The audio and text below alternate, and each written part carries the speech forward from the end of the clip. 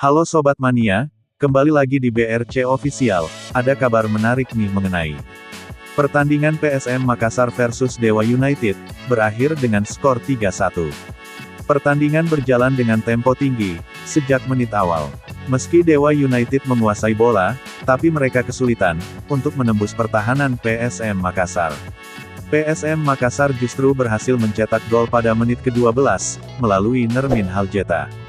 Berawal dari umpan terobosan dari Ricky Pratama, Haljeta sukses menjebol gawang Dewa United.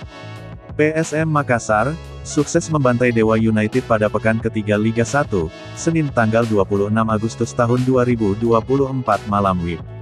Hasil Liga 1 antara PSM Makassar versus Dewa United, yang digelar di Stadion Batakan, Balikpapan, berakhir dengan skor 3-1.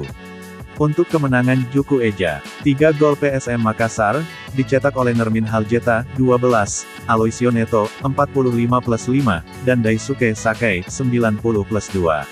Sedangkan 1 gol Dewa United, lahir dari tendangan penalti, Risto Mitrevski pada menit ke-31.